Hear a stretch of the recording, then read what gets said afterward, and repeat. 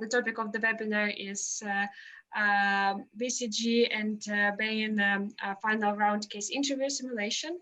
And this webinar will be by our two coaches, Andrew Hemilenko and Gaurav. And our client today will be our candidate, Fernando. So let's start with our agenda for today. So first of all, we will make a small introduction where I will explain you format and rules for our today's webinar. And also we will tell you a little bit about our company and our mission. And also you'll be able to hear our client references and about their experience of work with us. And after this, we will start our main part of the webinar. It will be interactive case interview simulation. So our candidate will be Fernando, and our interviewer will be Gaurav. And after this, you will be able to hear the feedback and share your opinion and ask your questions in the chat. And also, those who will stay with us till the end will receive some bonus materials, and I will tell you about them more detailed a little bit later. And on the next slide, you can see the format and rules. First of all, the duration of the webinar will be 2 hours. So format and rules and introduction will take approximately 15 minutes. Then about 15 minutes we'll spend for the client references. And interactive interview simulation will be for 15 minutes. And after this, we'll spend 25 minutes for the feedback and Q&A session, and 10 minutes for the bonuses. And also, I want to ask you, please mute till the end and turn your cameras off during the simulation. So we don't want to make some noises and interrupt our candidate and our interviewer. So yeah, let's just mute yourself and not disturb each other. And on the next slide, yeah, I just want to remind you that please stay with us until the end. So you will receive some bonus materials and special offers for the first session with our coaches. And yeah, especially one of the most important bonus material will be the video recording of the webinar, and only those who will stay with us till the end will receive it. So please, yeah, still stay till the end. And on the next slide, I want to introduce you our company and our team for today. And first of all, my name is Alina, and I'm head of the marketing department at Consulting Masters. And today I will be the moderator of this webinar. And also, if you have any questions, you can write them in the chat, or also you can write me in private messages. So feel free to ask any questions. I will be happy to help you. And I want to introduce you our client, our candidate, Fernando. Fernando, can you please tell us a little bit more details about yourself? Sure, Alina, but I don't want to give away one of the answers for the mock, so I'm going to be very brief. Hi, everybody. I'm from Argentina. I studied industrial engineering, and as the slide says, I did an MBA in Barcelona and ES Business School. And now I'm looking to make a career transition into consulting. So, hi all. Okay, thank you a lot. And now I want to introduce you our coaches. First of all, I want to introduce our coach. Okay, it's not important to introduce you because Andrew already spoke. So I want to give a word to Andrew. Andrew, can you please tell us more details about yourself? Yeah. Hi, Alina. Thank you very much, and very warm welcome to our webinar today. I think we have a very important topic to touch base. With this webinar, we actually want to show you two things. First of all, how the real BCG final interview round really looks like, so that you first of all get a feeling of what you can be expecting in the real process. And secondly, we also want to give you a better idea of how we can actually help you to get there. Briefly about myself, I've spent more than 6 years in consulting on my own in different regions, before mentioned. And I have developed a true passion for helping people, especially students, MBAs, and young professionals on your way. I'm aspiring you to join this very interesting industry, to try it out. And you probably know that the selection in consulting is pretty tough. Less than 2%, sometimes with some of the firms, less than even 1% of the applicants actually make it to the offer. So if you would like to become this 1%, among those people who are highly privileged to work on the most challenging and the most interesting projects for the CEOs of this world, feel free to join our club of consulting masters, and we will be more than happy to help you to get your placement in consulting. All right, cool. Fernando, are you a little bit nervous, or do you think you're already ready? No, I think I'm already ready, Andre. Anxious. Yeah, that's very good. Don't be nervous, be excited. No, excited, exactly. Yeah. I should be somewhat nervous, I think, but I don't know. Let's see. No, you shouldn't. It's all right. This is just the simulation one. Yeah, okay. So let's basically move on, because I don't like to speak too much about myself.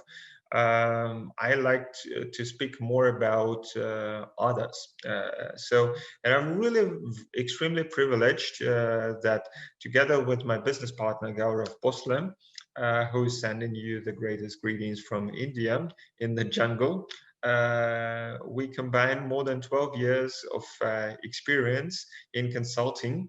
And so far, we are really extremely proud of that more than 600 of our clients are already working in consulting these days.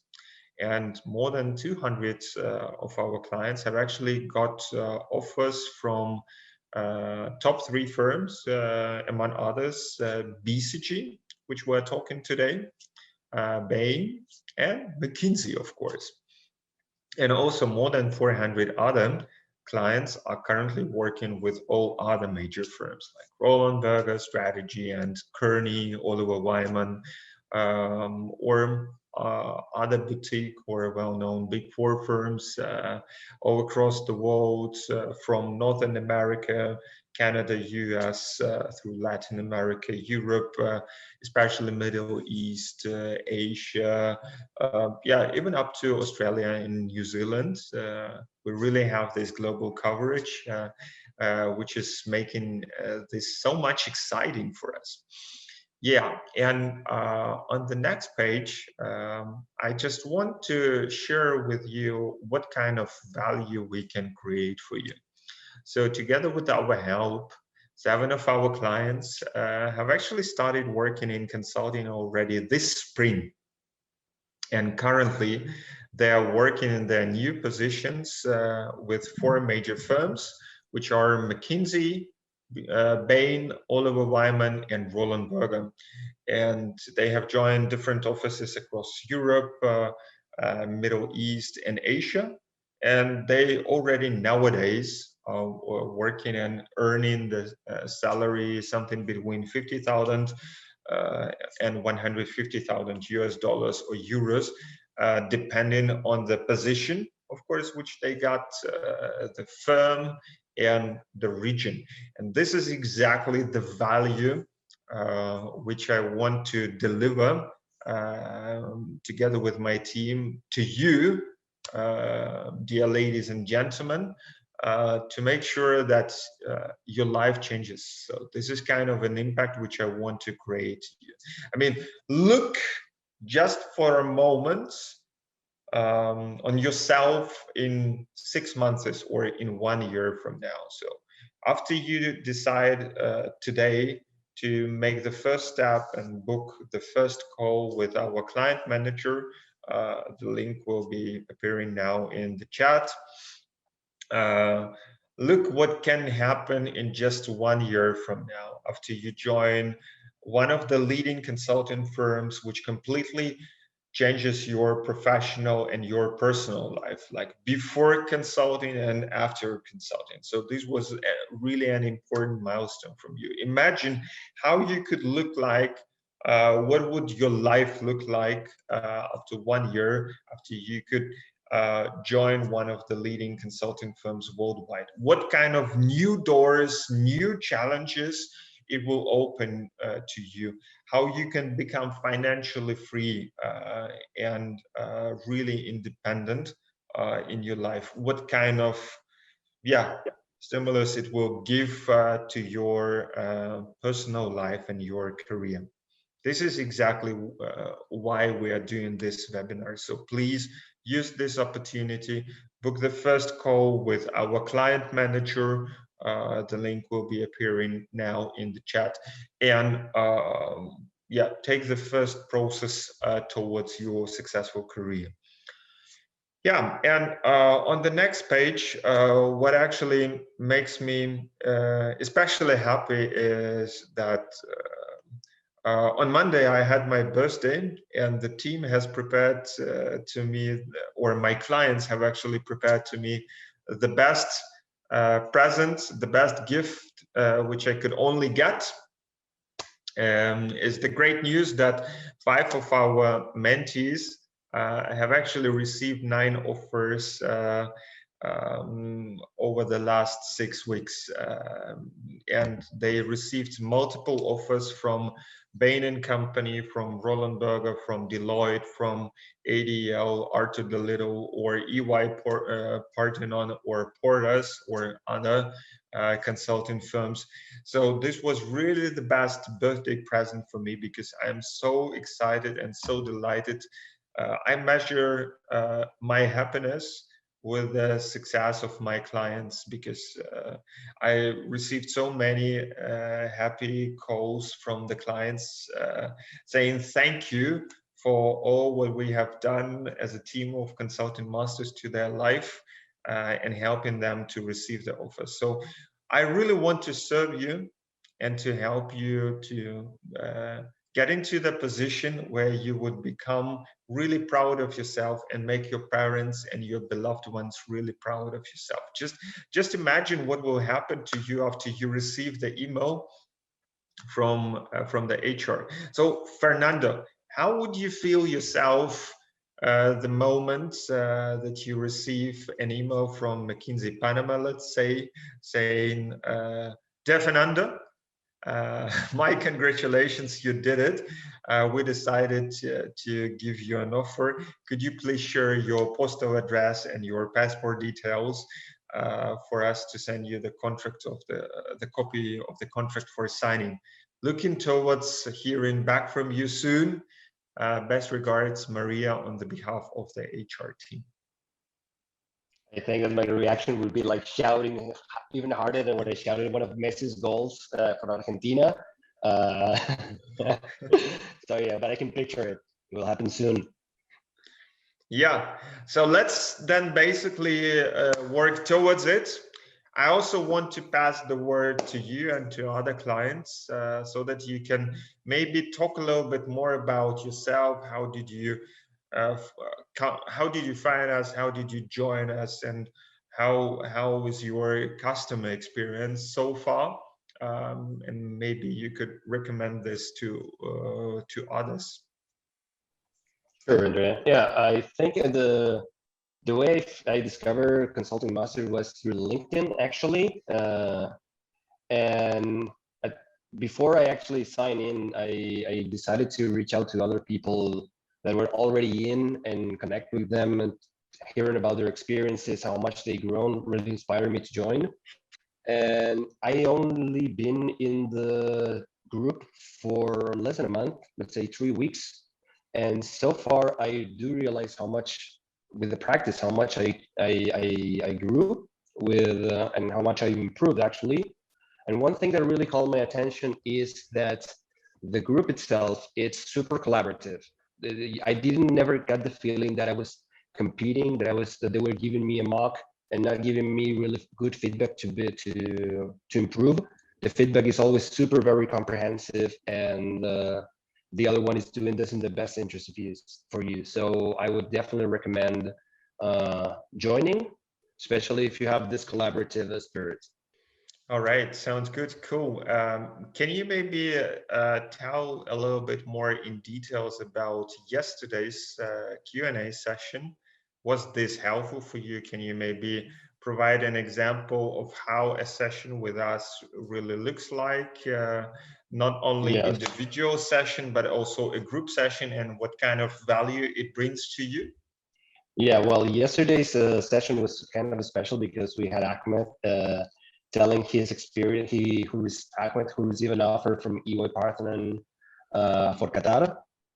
So it was very good because the webinar was super useful because actually Ahmed walked us through the full interview process, giving details of the questions for all the rounds, what mistakes he did, what he believed he did pretty good, and given this kind of advice. And previous to that, before Ahmed joined the call, we also did a brief 20-minute session about how to network, and that was also very useful for me because I wasn't getting, I never get, or I don't get as many good replies, or my success rate with LinkedIn is not very good. And I think with the help and the experiences of others, I said this actually worked for me. Can actually help me improve my rate in the success rate in the networking, and with that, get more references. Mm-hmm. Okay. And how was your case interview practicing? How were your individual sessions with experts, or what was so special about you? I mean, you also paid quite a high fee for attending this program, I would say. How would you consider so far the return on investment? As I said before, so far, I'm surprised that in very short time, 3 weeks, I already improved so much, and I found such a good quality from the other side. The feedback is really, really good, and I think I'm not by doing so many mock cases because I'm working at the same time, so that kind of limits me. But practicing mocks on batches of 4 mocks or 3 mocks in a row really build my stamina. I really learned how to structure better the cases, and specifically how to be more concise. That's something that I held from my peers was very good. And again, Andrea, for me, it was shocking that it's only in 3 weeks. And now you already have the feeling that it's like been for ages. All right, yeah, cool. More gray hairs. Yeah, very interesting. We also have here Florian. Florian, you had a privilege to attend a couple of our sessions, and we've been working individually. Florian Stacher, maybe you could also share your experience as well. Yeah, Andrea. Happy to do so. Can you maybe also briefly introduce yourself? Yeah, of course. I am actually coming from consulting. So I have been working in a boutique consultancy. I am German from Berlin. I used to work in Moscow for a large German boutique. And I've been working between consulting and academia over the last years. And I would like to go in a very specific sphere, which is the digital branch of one of the large consulting companies, where they actually not focus on consulting, but on company building. Nevertheless, working with Andre is extremely helpful for me because he gives you very concrete advice on the very important angles. That's my feeling. With very few words, he really gets the point. And this is very fascinating, especially in a one-to-one talk with him, right? So I'm still rather at the beginning of my preparation with Andre, but this is what I can say. And I enjoy very much, and I'm looking forward for more. Yeah. All right, cool. Thank you very much. By the way, I have just spoken today also with one our potential clients, Sharon, who's also attending this webinar. So Sharon, I was actually giving you example of Florian, who's also going to that field of digital consulting with McKinsey and BCG. All right, cool. So, ladies and gentlemen, if you do you think, are you ready for consulting? Can you maybe write down into the chat whether you are ready to join this industry, or whether you would like to join consulting? Can't wait. Yeah, Julia, I also can't wait. So yeah, then basically just simply click on the link and book the first conversation with our client manager and see how we can help you out there, so that yeah, after a few months we would be very happy to announce that you have received the offer. And because we are striving, I've told you, we have helped so far more than 600 people to get placed in consulting. We want to increase this number by at least 1,000 as soon as possible. So ladies and gentlemen, could you please help us to reach this goal this year in the coming months? Fernando, can you please help us to reach this goal? Certainly can, man. All right, just write into the chat. Okay, cool. Then I would like to pass the word to Gaurav, our second coach, who actually took this extra 2 hours from his vacation somewhere in Indian jungles to join this lively webinar together with you. Hi, everyone. I hope you are able to hear me well. And normally you would see me in a dapper suit, but as you can see, I'm on a vacation, and I'm currently is around 300 kilometers away from Mumbai, in deep in jungle. This is the last village where the road ends. So I'm really fortunate to see a good telecom network. You are able to see me and hear me, means I think the people have done a good job of giving me good connection. In case it drops off, excuse me for a few seconds. I'll come back. Great. So I think a lot of introduction has already been done, and I like the question that Andre posed. Are you really interested in consulting? Because it's very easy to say yes, yeah, but that yes needs to be maintained. That needs to be honored, and there's a lot of investment that goes into getting into consulting and staying into consulting. Okay. As you can see, some of the numbers over here. I got a chance to work with, I started my career with McKinsey in Frankfurt, and I ended up working almost in 10 different McKinsey offices in Asia, Africa, Europe, predominantly working on the strategy side. Then I also started Accenture strategy practice in India in the later part of my my career. A lot of experience, right from working with prime ministers of countries to turning around banks during the Lehman crisis. Different experiences in consulting life, and then for the last 7 years, I'm fully into coaching, and I help people getting into the consulting, and also I help them through different career transitions. Okay, but one thing that guys, I have seen common in the 500 clients that I helped to get into strategy consulting, and a lot of them are in MBB, is that commitment. Yeah, there has to be a commitment.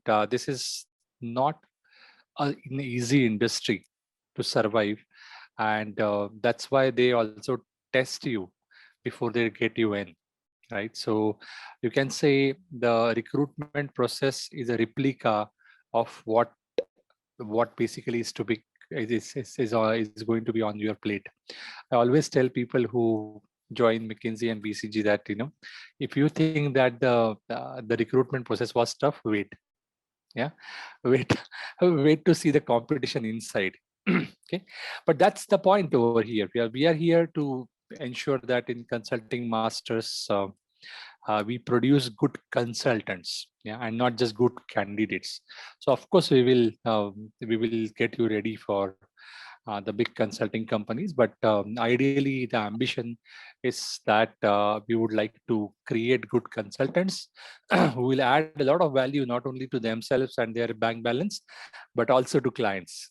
Yeah, so yeah, I think with that, probably we should go ahead. Fernando, if you are ready, we should get into the BCG last round simulation. My relationship with BCG is quite quite old, because when I decided to join McKinsey in Frankfurt, I also had an offer from BCG in Sydney, and a few more offers. So there's the love and hate relationship goes on. I have very good friends in BCG. Now a few of them are partners. But yeah, I mean, the respect is there 100%, and it's an amazing company to join. So great. So with that, let's probably get into the interview simulation. Or Andre, you have to say something? Yes, Gaurav, I have just seen that our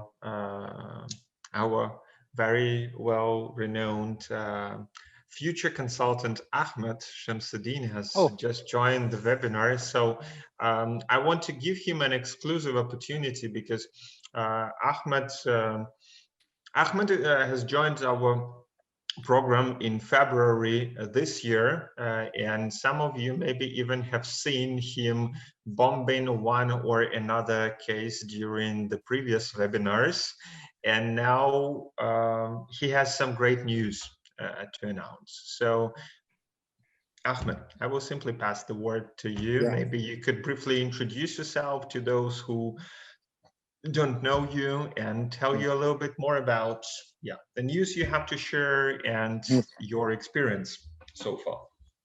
Yeah, hi everyone. I hope everyone is doing well, and I hope that everyone is enjoying the beautiful webinar and interesting webinar. So this is Ahmed Shamsuddin, and I have recently accepted an offer from EY Partner as an associate 2 in the strategy and transaction services in Qatar office. Due to mainly to the help of Andre and Gaurav, and due to this exceptional program provided by Consulting Masters. So I came here to join the webinar today just to tell you a little bit about the importance and the value of this program, which is basically from 2 aspects. The first aspect is due to the coaches themselves and the staff members. And the second aspect is the mentees. From the coaching staff and others, I cannot stress a lot and more about Gaurav's value and Andre's value in terms of coaching, and the level of case cracking that takes candidates up to our next level. Seriously, I'm really serious about this, because before joining Consulting Masters, I have cracked approximately 60 plus cases, and whenever I've joined Consulting Masters, I have elevated my skills to a level that I have never thought of, to be honest, from all of the aspects, whether from fit part and whether from the case cracking skills. in terms of the mentees, it is a diverse group of people who are highly motivated and eager to get into the consulting industry, such as myself, and where everyone helps each other to succeed in the interviews, such as, for example, a typical week that I have used to practice. I used to practice with Omar, Mark, Michael, and Pritam and other people, where we help each other to improve and to succeed, where we give each other feedbacks and have fun with each other. And basically, it's a small community where we have a lot of fun, and it's really exceptional, where you cannot actually find another program such as this one. So I highly encourage everyone to really focus on the webinar today, because Gaurav's feedback and Andre's feedback is highly valuable to everyone. And I urge everyone to stay for the end and wait for the surprise that Andre is leaving for us. This is from my end. I hope everyone enjoys the webinar. Thank you very much, Ahmed. This is very kind of you, and I'm really, you make me actually, I'm extremely proud of you. I'm very happy that now your family, your friends are so happy about you, and that you have something to celebrate. This is all due to the hard work, and hard work always pays off, and you're definitely one of the best. Thank you very much for making this happen. And now the next challenge is, of course, one thing is to get the offer, but the next thing is also to thrive in the consulting. We will not let you down, and let's speak basically next week to see how we can prepare you for the first 100 days and for your long-term success in consulting industry. Exciting times. My congratulations. Don't drink too much. And guys, can I actually ask you for one more thing? Can you please turn on your cameras, and can you please say something to Ahmed? I don't know. Does he deserve an offer from one of the leading consulting firms? I don't know. What do you think?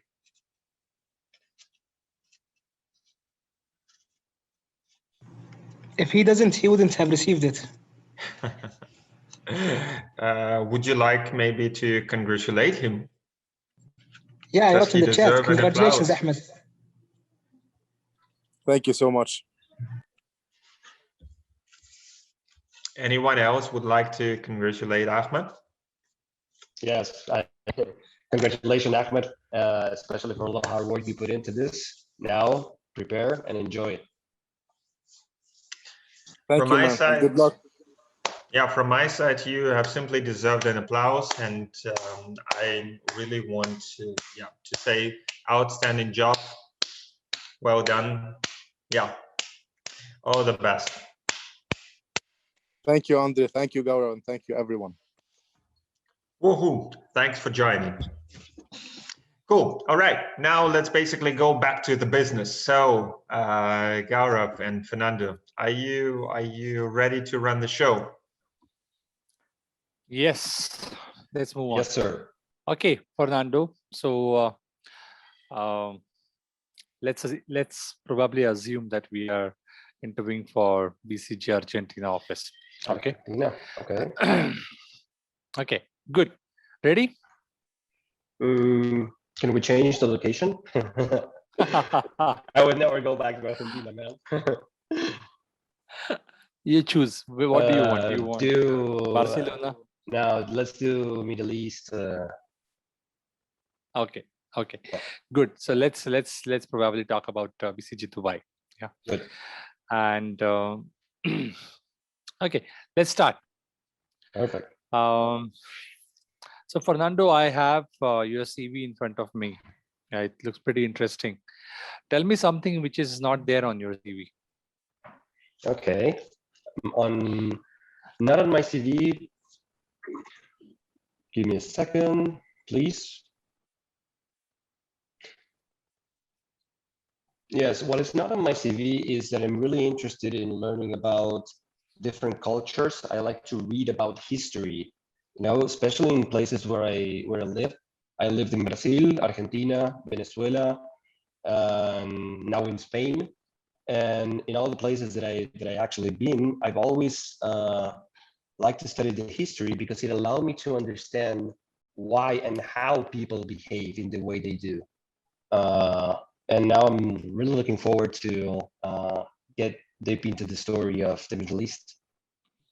Can you give me an example of what piece of history you read and how did you come to know about why and how?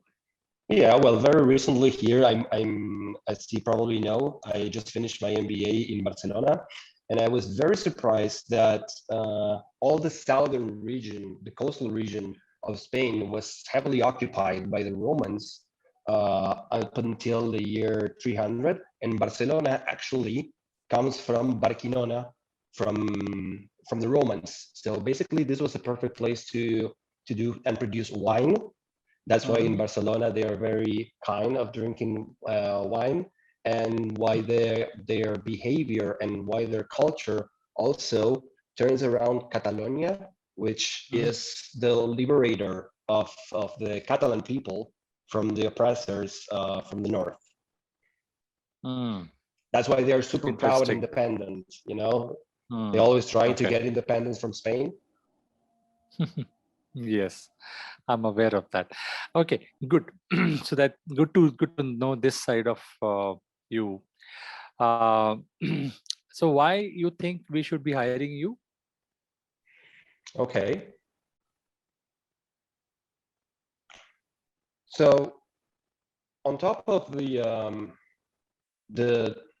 let's say the basic skills a consultant needs on the hard part, you need the critical thinking, the analytical skills, and on the soft, the communication and the soft driven, which I believe, one thing that I think is very unique about me is that I have very good client skills. Why do I say this?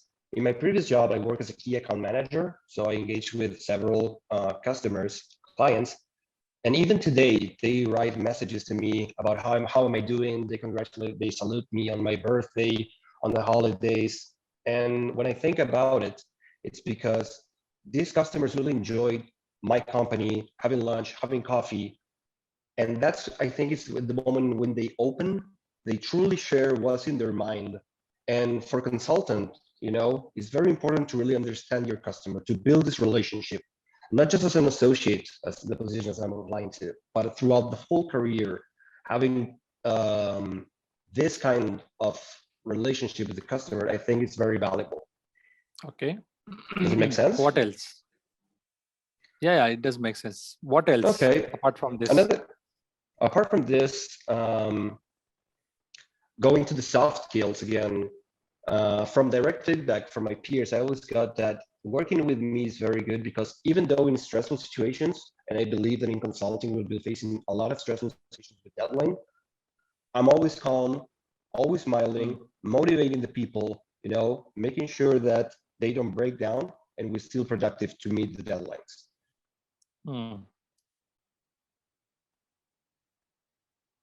Okay. Any other points that you want to make?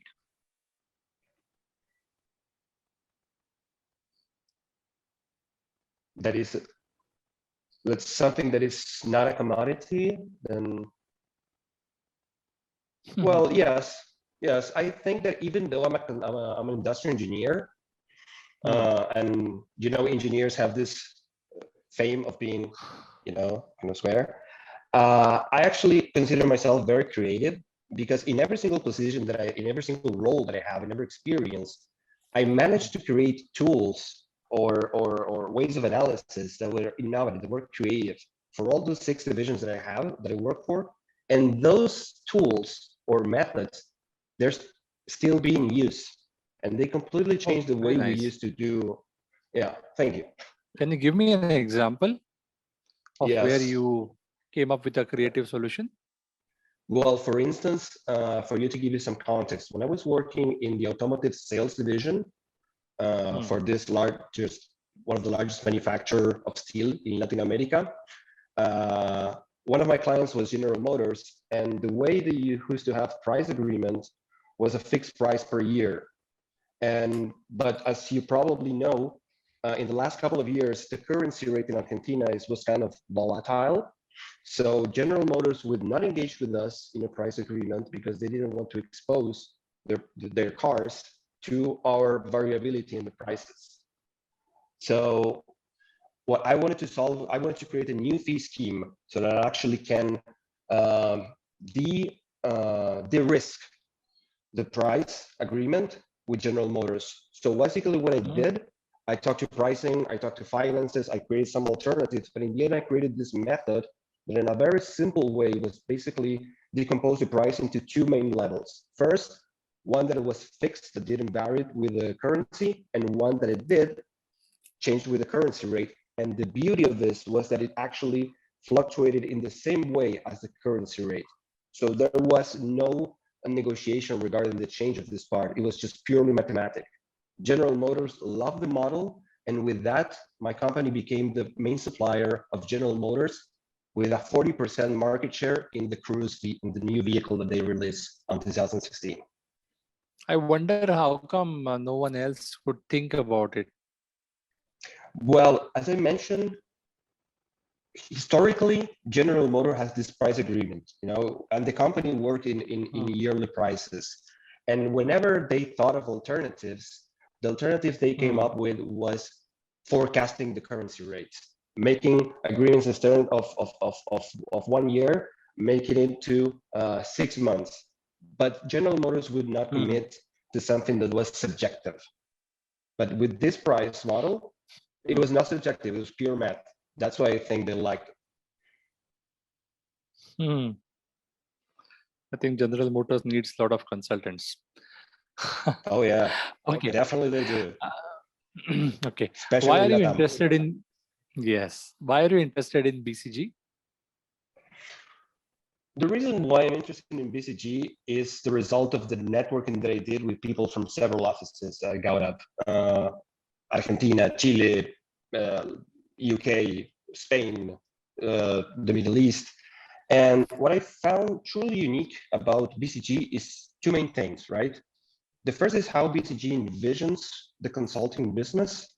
And the second is the culture and its people. And the way that I found that they envision the consulting business is this true nature, collaborative nature of the projects that I really relate to, because BCG guys actually co-create with the customer. And when you bring in their ideas into the project, into the solution, I think that the compliance of the customer with the project increases. And with that, you make a more successful implementation.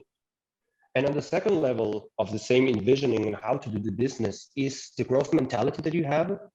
And this is not just monetary. If you actually grow your customer, that means that you made a solution for them, but you created capabilities, you created more knowledge. So growing your customer makes you grow at the same time. And that's something that I found very unique. And on the people or cultural side, what I found about in the networking was that BCG consultants are self-driven. They're not expecting the manager to tell them what to do. And that sense of ownership, I really identify myself with. I never worked just to comply with KPIs. I did the things that I did because I had a purpose. I felt it. And finally, whenever I was talking in the networking with people from BCG, you don't dwell at the first level. You push for a second insight. You always provide me with more. You're never like, yeah, that's true. You always contribute more. And working in an environment like that, I think it's very, fulfilling. It's a growth opportunity for me as well. Does any of this make sense to you? Or if you're saying so, then it must be true. Yeah, well. Okay. So that's interesting. What you spoke about. Yeah.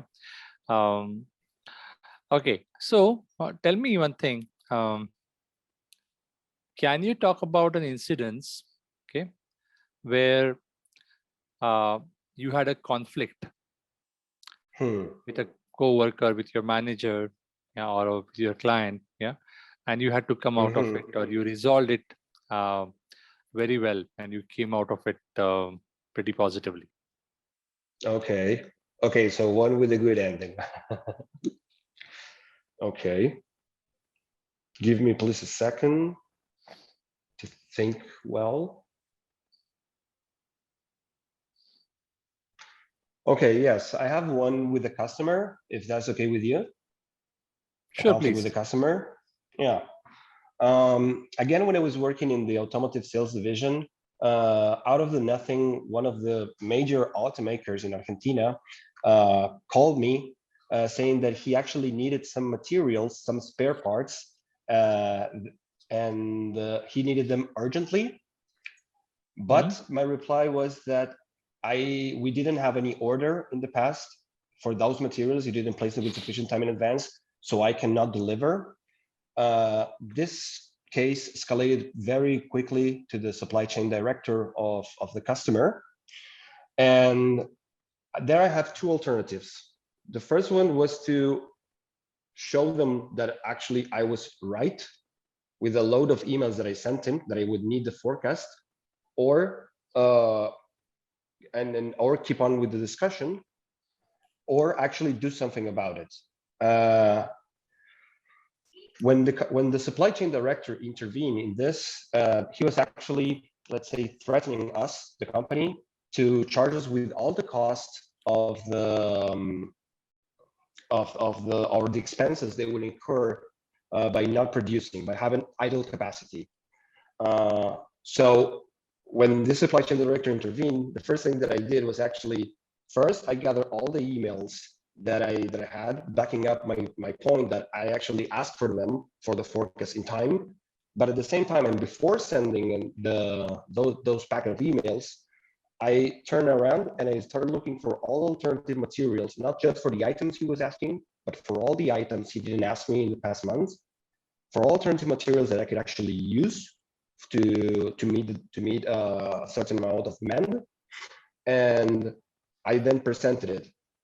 The information, like, here's the evidence that you didn't place any order and I advise you, but here's also the solution. This is alternative material you can actually use in each validation, and this is the price also for these alternative materials, because these are not the design ones. After 2 days, the customer came back to me, the supply chain director came back to me and say, okay, we see the point, we understand, I need you to react fast with this alternative materials, and we will pay the difference. Also, here is the forecast for the next 3-4 months. So in the end, they didn't suffer any interruption in the material flow, which is super relevant for an automotive. I wonder, where is the conflict part in this? The conflict is where they actually were telling us that it was our fault that we were not supplying. And that was a discussion of their side. You should supply me. I need this material. Okay, but you know how it works. You need to give me an order. Yeah. So that was a conflict that escalated to the supply chain director.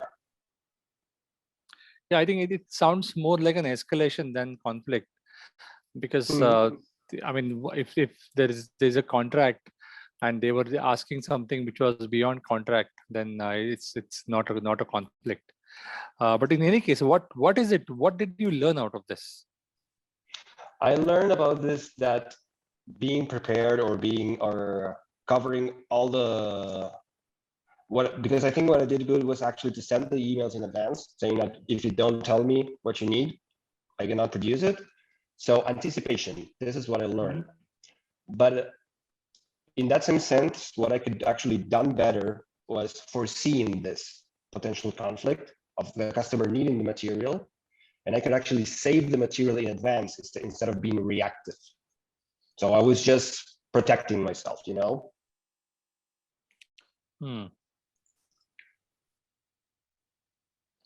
Okay. Okay, good. Should we move to a case? Of course. We got a pretty interesting case. Your client is a company that spots rising talent in the music industry. Okay, they groom them and they launch their music. The client has identified a talented singer.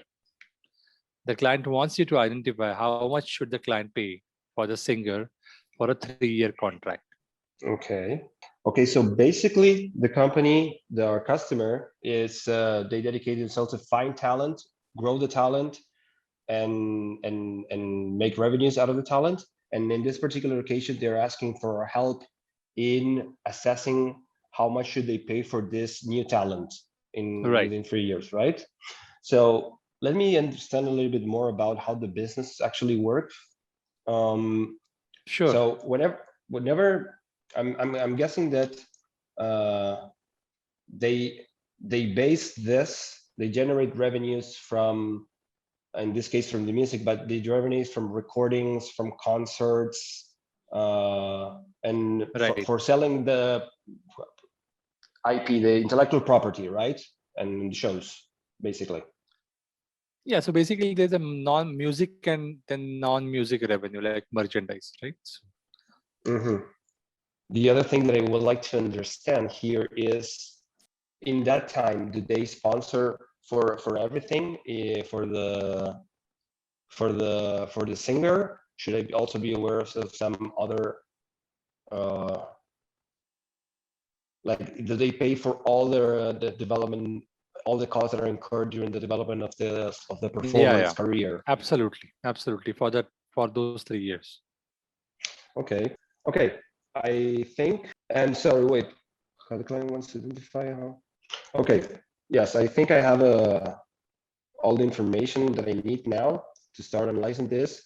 Can you give me 2 minutes to structure how to approach this problem, please? Please, yes.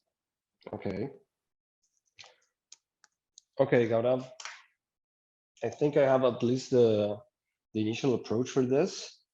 So the price that I would pay, that the company should pay now, the way that I see this, is all the future revenues minus all the future costs that you're gonna have, right? That's at least the minimum, like the break-even price that we should have, the balance between those two. But I think also we should put into consideration some other aspects, such the success rate or building potential scenarios for this, and what happens with the price after 3 years. And sorry, going back to the future revenues, I think here we need to determine the revenues. Fernando, I'm not able to visualize what you're saying. It's very linear. Can you talk like an issue tree? Can you talk like what, sorry? Issue tree. Yes. Can you talk in terms of the structure? Perfect. So the price should be breaking down, the price we should pay for this singer for the first 3 years should be broken down into the future revenues and the future costs, mainly. On the future revenues, branches. These are your 2 branches, right? These are my 2 main branches, correct. Future revenues and future cost, okay? Yeah. Go ahead. Within the future revenues, we should assess the sales from the shows, the live shows the singer can perform, the sales from the albums and singles that the singer will produce, and also for all the rights that we're gonna own for non-musical events, such as pictures, such as interviews, and appearing on magazines as well. And going to the costs, we should consider all the investments that we're going to do in the singer, which is basically the training. What are we going to train? What are we going to train? If they're sing just rock and roll, or are we going to do different styles? Then we need to assess all the costs that we're going to incur in session recordings. Also, for him to sing, we would always need support band musicians, even for the CDs and for the live events. Also, probably we're going to take the singer into gigs, so basically all the travels and hotels for the singer and probably the band as well. And finally, for the venues.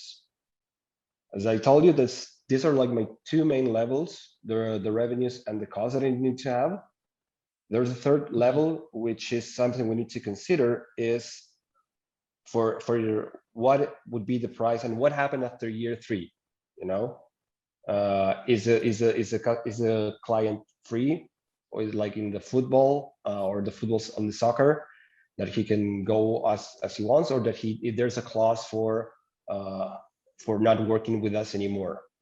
Also, what happens if he's a failure? What happens if he fails? So that's a risk we also need to assess. No, so I got your first point, which is, but I mean, I'm just wondering, if the contract is about 3 years, what happens after 3 years? How does that matter to us? If you are giving a football example, then yes, imagine it should be. What I'm saying is, we created value for the singer, right?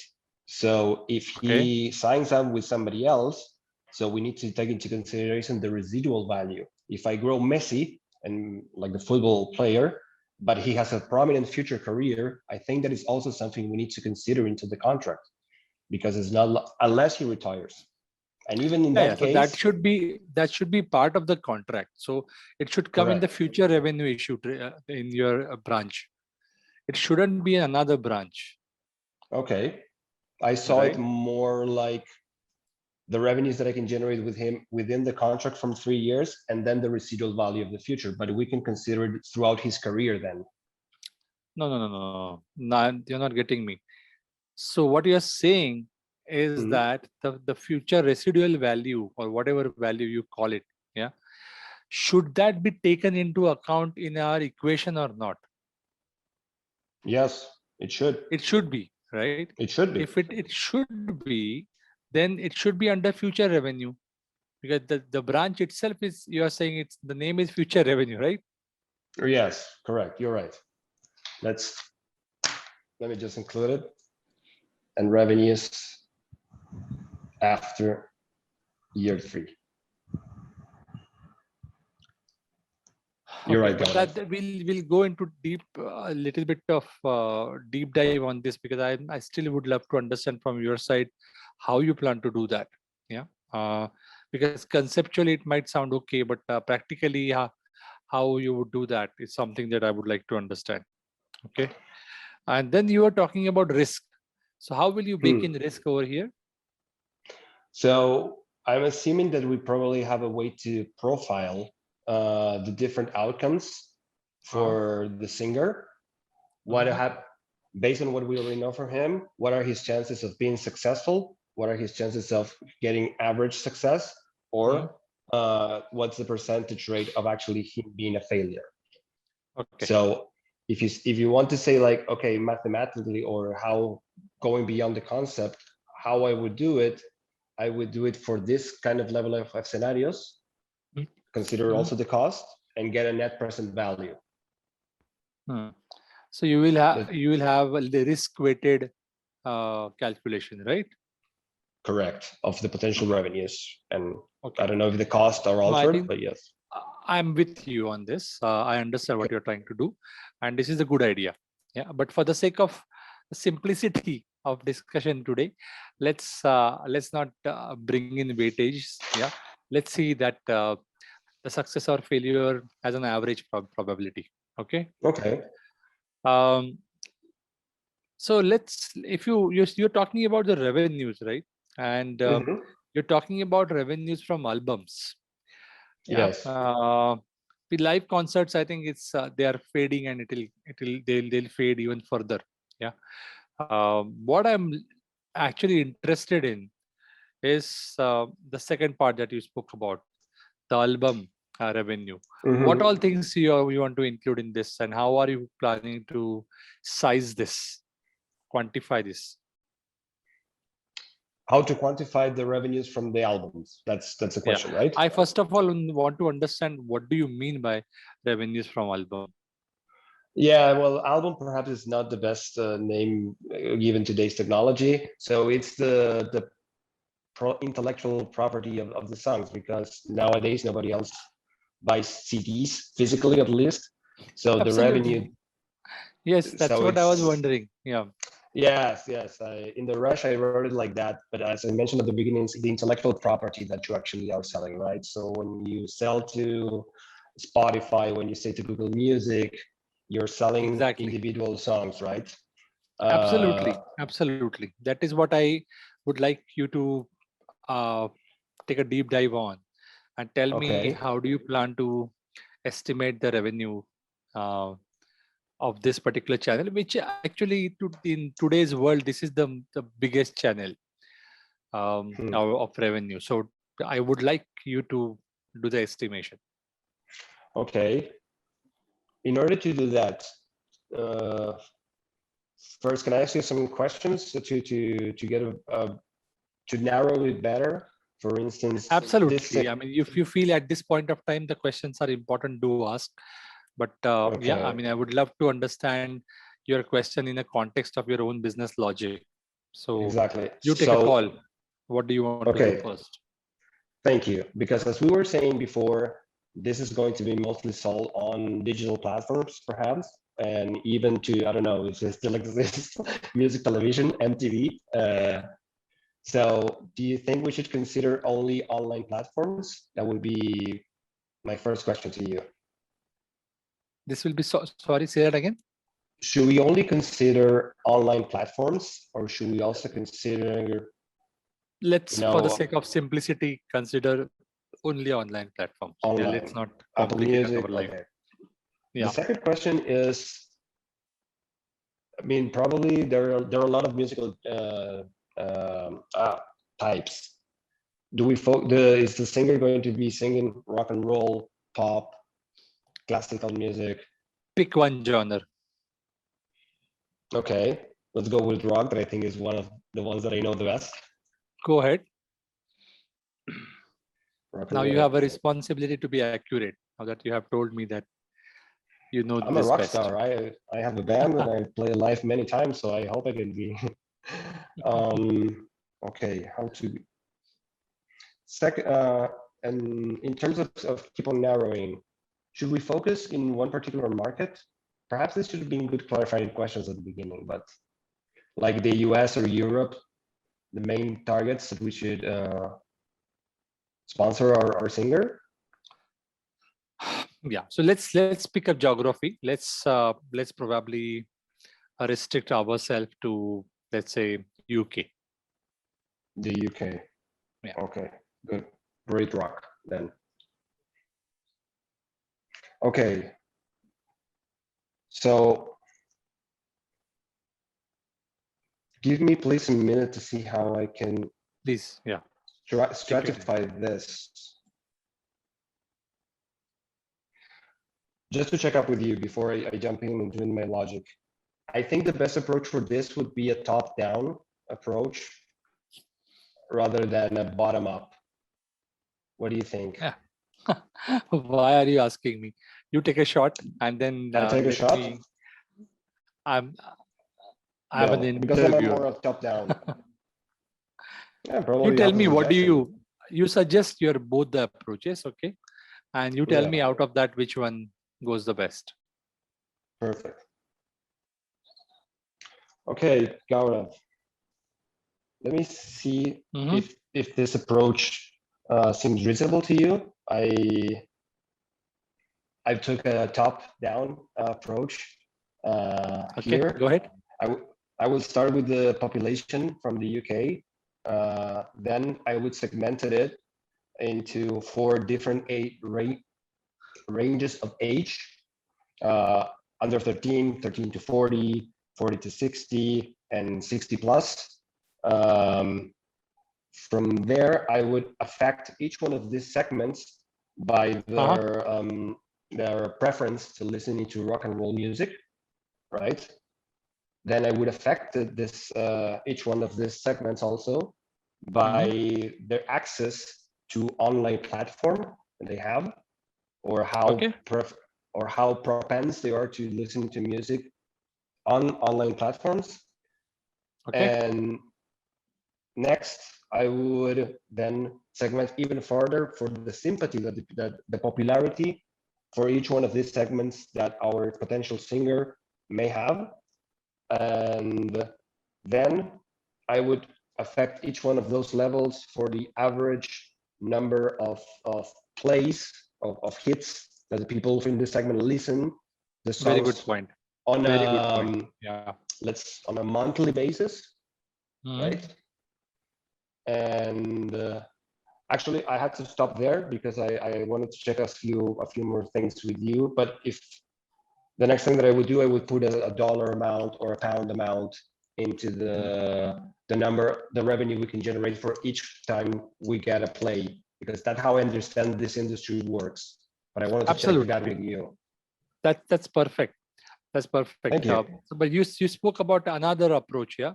What other approach you had in mind apart from this? The bottom-up approach that I have is looking at a sample, like for instance, myself or my group of friends who actually have the platform. So for example, here of my MBA fellow students, how many of them had Spotify or how many of them had Apple Music installed in their cell phones? But how do you identify a representative sample? Because MBA group cannot be a representative sample for the rock music listeners, right? Yeah, that's the reason why. Yeah, that's the reason why I chose. No, this is interesting. the top this is down, interesting, but yeah, okay. Okay. Then, if we were to do it a bottom-up analysis, but considering UK population, let me think. Because an alternative could be trying to estimate the number of people or the proportion of people that listen to online music on platforms, right? And then from that proportion, estimate, say, one in every. I think Spotify and the music today on Spotify, Apple Music are very popular. So I think I'd say like at least 5 in 10, half of the population. I'm dividing like evenly into young people or not so young people would have their application in their cell phones, and then I would say from that proportion, how many actually listen to music in their cell phones, and then what proportion likes to listen to rock and roll music. And similar now to the top-down analysis. Got it. So now it's almost, this approach is almost merging together. Okay. Yeah. So okay. Did you think about just given that we have this singer's profile, yeah? Can't we just directly use a comparison data of someone playing in a similar genre with a similar kind of a profile? I think it would make sense to do that comparison, at least to have a benchmark. But in the music industry, copycats usually don't work very well. I mean, no, we are not talking about anybody copying. I mean, this singer need not copy someone. My point is, in the analysis that you spoke about, has probably 15 steps, which means 15 assumptions, right? Isn't it better to make one assumption that if last 5 British rock band singers have made on an average this much money, then probably this guy would also be able to make on an average that much, isn't it? I think it was a fair assumption to do. Yes, as I mentioned, at least to have a benchmark of how much he should generate, right? Yeah, could be. Isn't it? Yeah. So not always you can go completely bottom up. Okay, good. So let me just share a data point with you. Yeah, and I would like you to move on the cost side very quickly. Good. So the data point that I have is our estimate suggests that the total revenue from this particular singer in 3 years can be around 10 million. Okay. Okay. Yeah. Let's go on the cost side. Tell me what is worth or what is interesting on the cost side. What cost bucket you think is most important here? The one that is more important. Yeah, I'm the one that is thinking. more important and the one which probably would need a little bit of deep dive. Okay, you mentioned concerts are fading out, so we're not going to focus on All that. these, no, but anyways, all these are operational costs, Fernando. These benchmarks are available. No big deal, right? There's no variability in this. Yeah. What is worth spending time on? I'd say the most important thing that it comes to my mind is the training of the singer. How much we should invest in him, but this is again operational this cost. Can be standard because a lot of people, I mean, a lot of these companies have standard grooming programs where the spotted talent goes through that. Okay. Okay. Then let me recap. I'm looking at the structure that I built to see if I can get something from there. And I see him producing the music is also quite standard for us. Marketing, I didn't include that on the structure. Why?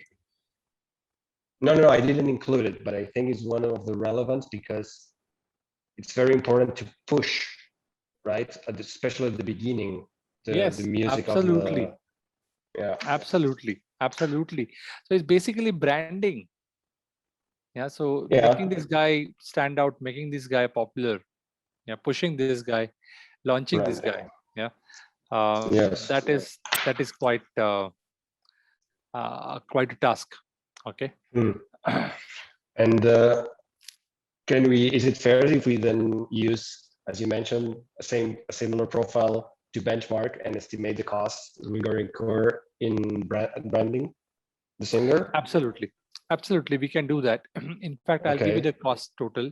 So total cost, we are what we are talking about is around 5 million is the total cost that we are estimating that we'll have to spend on this person for the 3 years.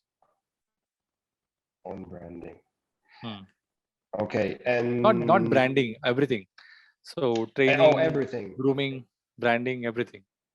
Total. Okay, and this is a one-off cost. This is not something, as we were talking at the beginning, we should also consider future revenues. These are not, you mentioned the cost for future revenue, future cost, that concept, let's keep it aside.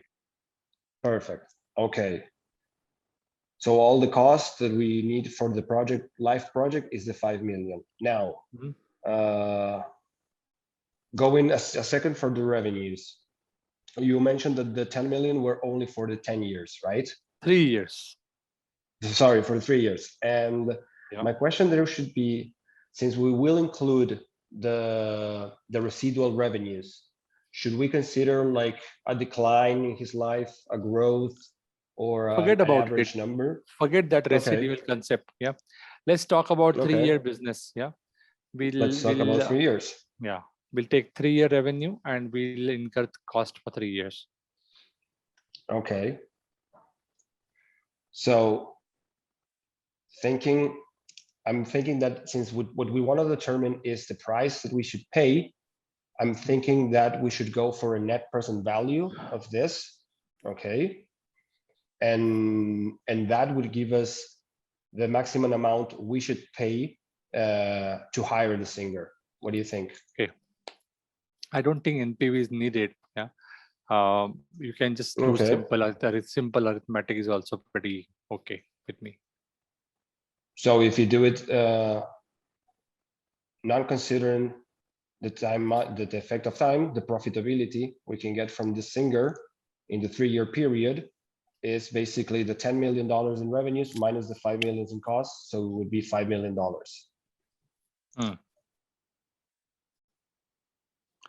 So this minus cost. So, but this, just wait, because I was writing this down. 5 million.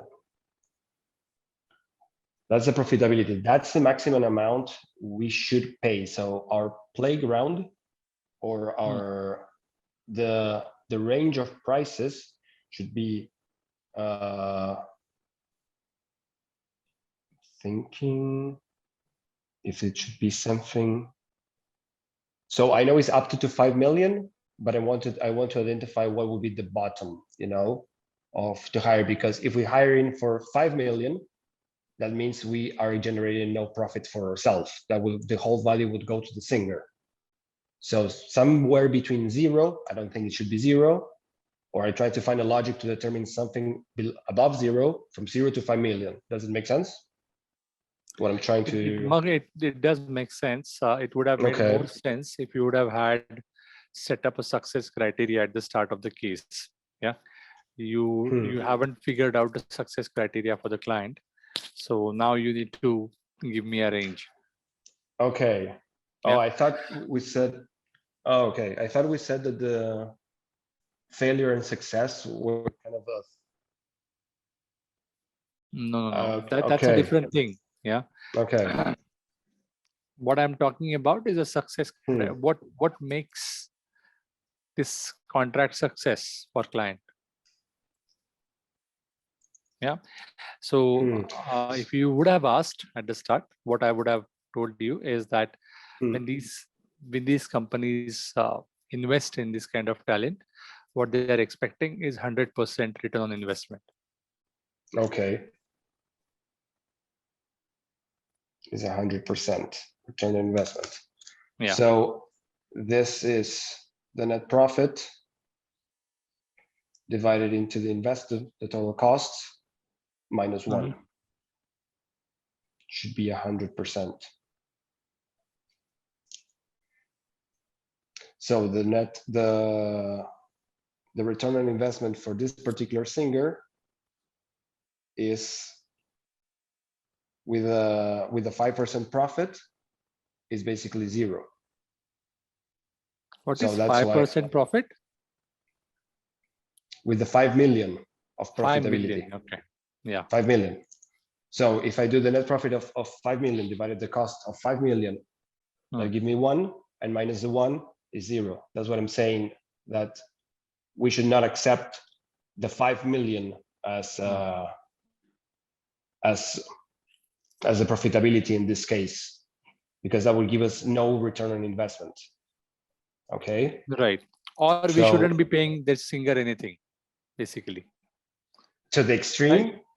Exactly. But I think we can do, perhaps if we can analyze, so the return on investment is the net cost, is the net income and the cost.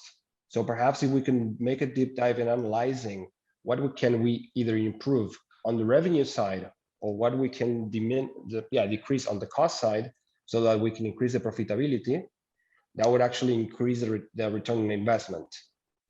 Yeah, that is a future task probably. Yeah. Okay. But at this point of time, this singer doesn't seem to be suiting the budget, isn't it? Okay. Future rev and cost.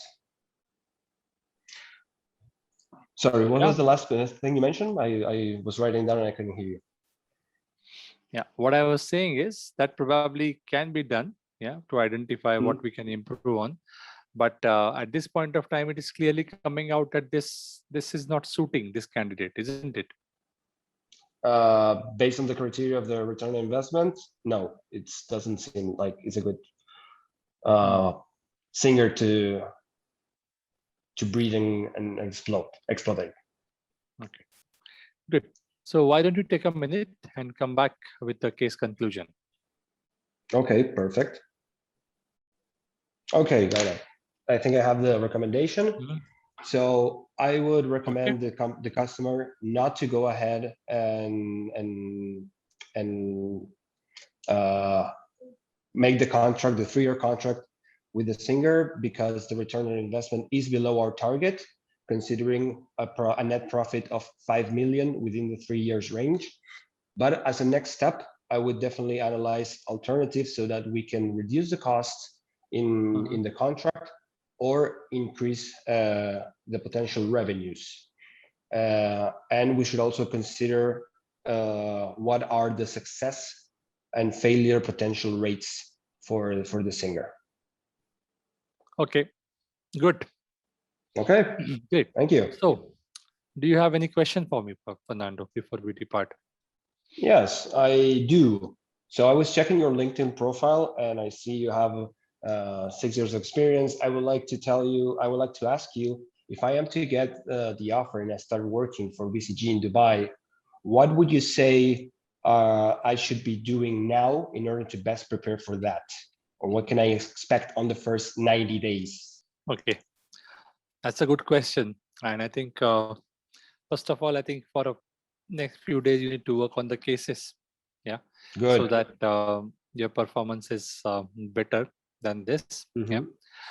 Yeah. But otherwise, given that you are working currently, there are a lot of skills that you can improve on so as to be ready for the consulting assignment.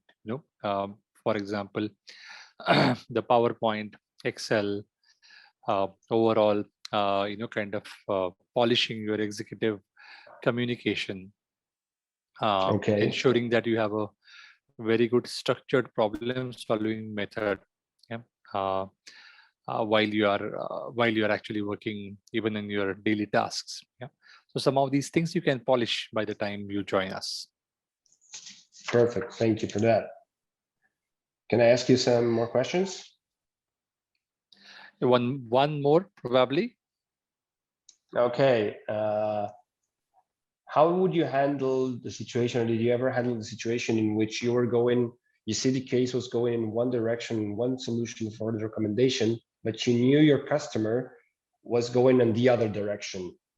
Did you actually chose to go in the customer direction, or how do you reconciliate that gap? I don't think there is anything like customer direction and our direction. So consulting is collaborative problem solving, and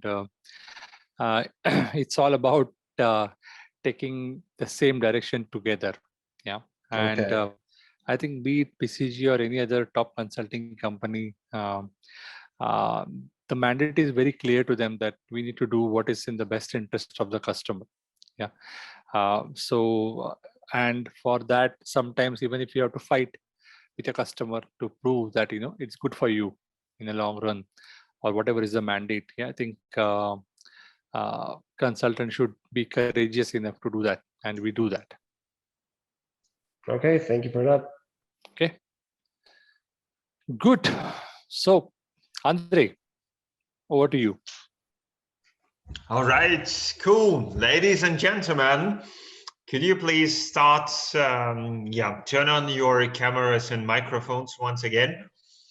Fernando, how do you feel? How was your case how was your interview performance with BCG partner Gaurav? The performance was terrible, but I feel okay because I knew I wasn't that much prepared. So overall, I enjoyed it. It was a good experience to do this and expose myself like this. All right, sounds good. Cool. What do you think? What have you done especially good?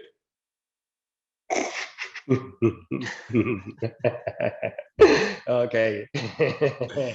I think what I did especially good is never to lose my nerve, even though I know I was crappy in most of the sections. I never lost composure. I didn't get nervous. All right. I don't know. And if you were 100 honest with yourself and with Julia, with Florian, with Franklin, Juan, and other members of our webinars, so what would you like to improve? I think in this case, the worst part was it was no math, so the structuring, which should have been better. I think a bit more creative, and it actually the one that I did kind of complicated me the communication. So the structure should be the first thing that I would need to start working on. Okay, all right. What do you think? What would the interviewer's next step or HR next step be in your regard? See you again next year. Yeah, maybe in a polite form. Yeah. All right, sounds good. Cool. Ladies and gentlemen, do you have any feedback to Fernando which you would like to express? Would you like to help him to learn from what you have observed? Feel free to raise your hands. Hello. Yes. Hi. I guess sorry, quick feedback. I think Fernando could have asked more questions and asked for more data sort of early in the case. And that may have helped him to sort of structure the thinking process. Okay. Thank you very much for your feedback, Julia. I agree with this. Florian Stache?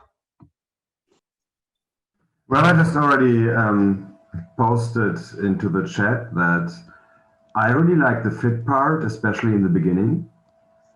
I think it was quite strong, actually. Maybe I'm still lacking the experience, but I would really say, Fernando, that he trained quite well and defended himself. And although Gaurav was all the time going into the same direction until Fernando didn't have any last bullet left, I would say. He really kept his posture, and this I liked, right? And then from there on, and that goes across the whole interview from my perspective, from what I know so far, because I don't have much experience neither yet, I think, Fernando, you can work on your stamina a bit, because you started to deteriorate. Okay. Mixing up 5% with 5 million, and the longer it went, the less serious you took it, and you became tired, and this was quite obvious. So maybe there would be a good trick, as well as has been said before, to ask more questions in the beginning, because this actually, and what Andre said, I think last time, to really look at how the person interviewing you reacts. You see it in his face, to really try and read his face. And I think this would have given you a lot of information about where he wants to go. And it took a bit of time to take off, because he didn't really know which direction he wanted to go, right? And I think at some point you became very strong, and Gaurav said this as well, right? And then you really lost stamina. So I guess probably training 2 or 3 of these cases, one after the other, would make you next time being top until the end in this first one. So that's my perspective. But I really like the way you introduced yourself, very professionally. I like the way you're talking as well, your own observation that you stay very friendly. I like your body language. So I think the important question, if I would like to work with you, and if you would really keep your nerves, because what you were saying in the beginning, that I always keep being friendly and joking, even in stressful situations, I didn't think it was credible, because it didn't give any real example. That's what anyone could say. But after the interview, I actually believe you. Okay. So you would be, so you would be one of the people that, even if it was maybe a failure, you remained friendly and accessible. And I think, I mean, there will not always be the big successes. There may be points like this as well, and you would still be a colleague I would like to work with. So for me, this is a very positive issue. And I got to know you a little bit better, so nice. I mean, the rest is training, but keeping friendly and personality, I think, is much less trainable. Thank you for the feedback, Florian. Thanks, Florian. This is really very valuable. Okay, I think Shushil has also raised the hand. Would you like to speak out? I have given all the points. Can you please maybe also turn on your camera? Shushil? Yeah. Florian has given all the points actually. You know, I would like to just emphasize on 2 points. One is that Fernando would have structured the matter better. He would have taken the points from the cues the Gaurav was giving. Gaurav was giving hints all throughout the journey from the first point all itself. And secondly, I would like to praise Fernando the way he introduced himself. That he is always calm and composed, and he was calm and composed overall. Throughout the case. So these 2 points I would like to emphasize, and overall I agree with the Florian. Florian has given a good in-depth review of the Fernando. Okay. Thank you very much. All right. Thank you very much. Chris, you raised the hand. Yeah, I think Fernando's the composure side was good, and Florian touched on it a bit at the very end. But one thing I had noted when you had mentioned the why hire you, you first talked about kind of your soft skills, personality characteristics, and one thing that I heard somewhere on a podcast, or I heard from someone in consulting, is ultimately consultants value, and the former consultants, Andre and Gaurav, can speak more to this, but they value people who get things done. And so I think showing stories where you accomplished things or led something and got something done, kind of like the story that you gave about the pricing. I think if that story was a little bit more flushed out, that's a better story to deal with or lead with, because that has a quantifiable impact.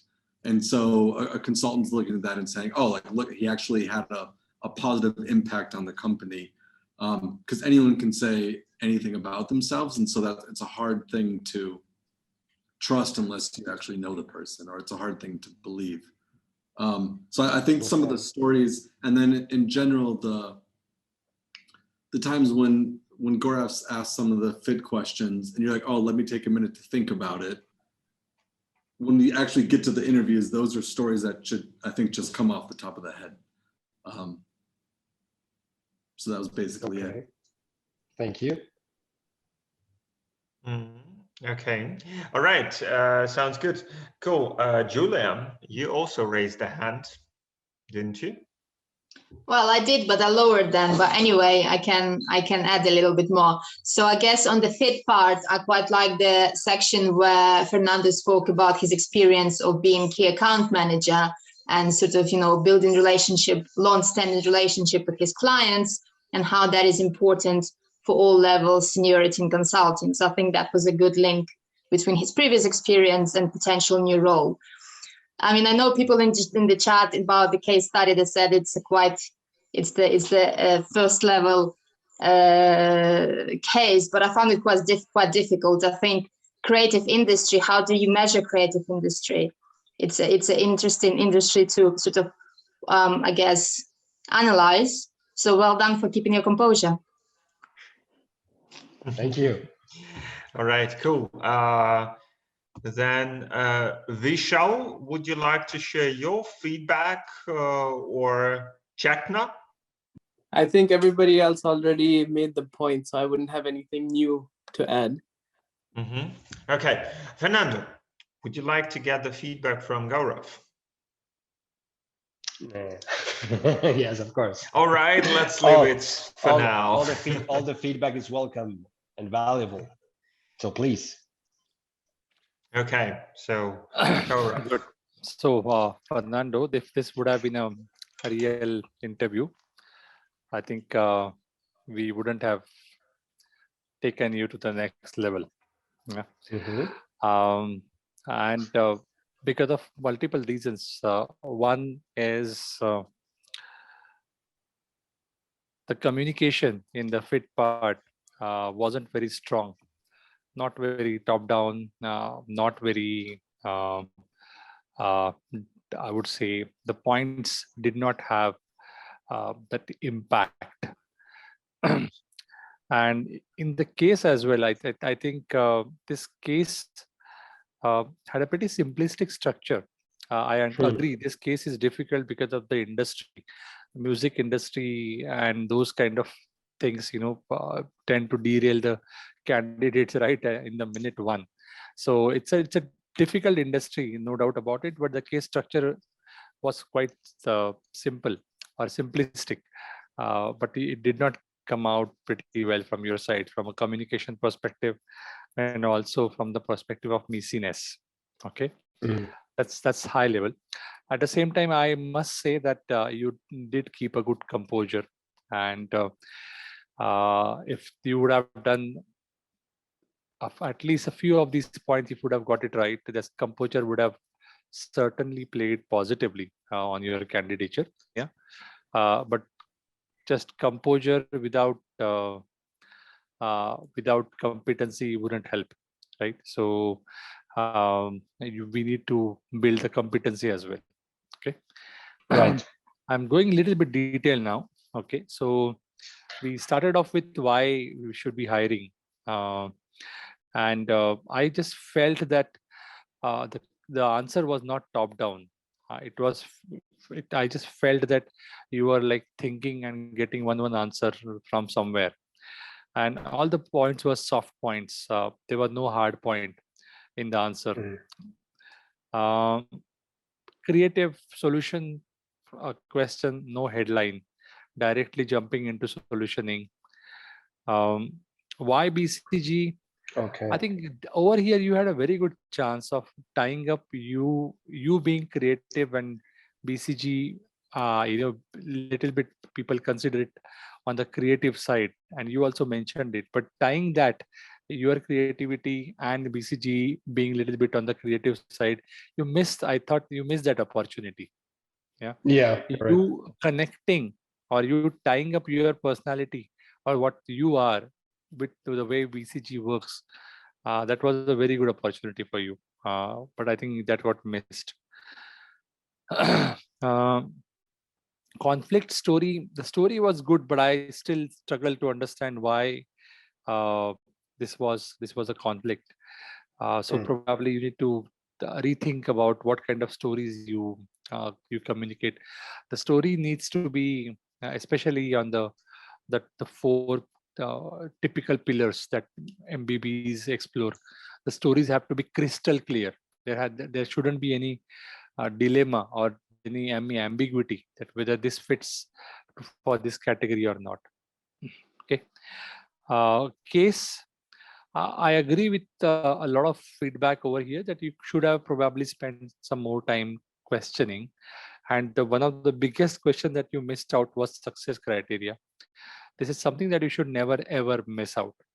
Okay, because if you don't know what the client wants, then it's difficult. It's like playing a football without a goal post. Okay, so needs to be catered to. In the structure part, I would say one is that future revenue. I don't know why this I think this terminology of future and present, kind of confused me and confused you as well. Because some of the points that you were talking about for the third bucket were clearly part of the first bucket. Yeah. So there was the messiness was completely shaken. Yeah. Secondly, the way you started communicating the issue tree or your structure, yeah, it was completely like a flowing conversation. I got no feeling of you are explaining a structure. The structure communication has to be top down. Okay. And you really need to tell the interviewer that to tackle this problem, I have 3 branches. 1, X, second, Y, third, Z. Under X, I have whatever, A, B, C, like that. Yeah, so that the interviewer is able to visualize what you are talking about. Okay, this is not the time to tell stories. This is the time to explain the issue tree. Okay, so perfect. That part, and of course, I think in the analysis, you did a good job on few, and you probably some of the points got slipped off. But I think even before the analysis, the interview had slipped out of your hand. Okay. So, perfect. Yep. More practice. So thank you very much for the feedback, Gaurav, and then everybody here. Much to work on. Yes, absolutely. Great. All right, guys. Cool. Thank you very much. Do you have any questions which you would like us to be answered by yourself? Sorry, would you like us to answer any of your questions? Feel free to post them into the chat. Alina, can you please moderate this section, because my wife is actually waiting for me in front of the door, so I need to quickly step out. Okay, sure. Thanks. Thank you. Thank you for your participation. So let's move to the main part of our bonuses. Okay, so our next steps. First of all, I will share now some links, and I would kindly ask you, please fill in the webinar satisfaction survey.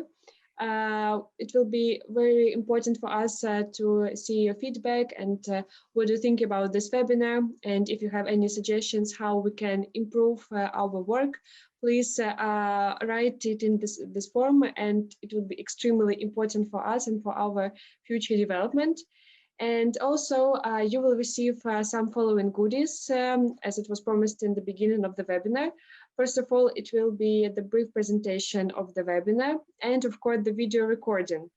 And also you can book a free consultation with our client manager and discuss your current situation, ask your questions. So please use the link to book a free consultation with our client manager, and he will be happy to help you. Also, we're happy to announce that we'll have 5 more webinars in June, and next Wednesday it will be McKinsey first round. After this it will be McKinsey final round. Then the next one will be BCG first round and BCG final round, and in the end of month it will be BAIN first round.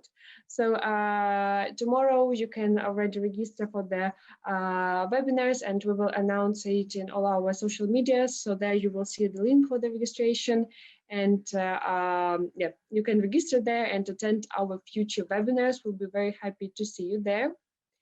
Yeah, you can see information about our social medias. I also sent you links in the chat, so you can use this links to follow us on our social medias, check our posts there, the information. It will be very interesting and useful for your preparation for the application process and for the case solving. So please use these links. And yeah, just want to tell you, thank you guys for your participation, for your activity in the chat and in the case solving. I was really happy to see all of you, and I wish you a great day. And yeah, soon we will have summer, so we will see each other already in the summer. So have a great evening and wish you everything the best. Bye bye, guys.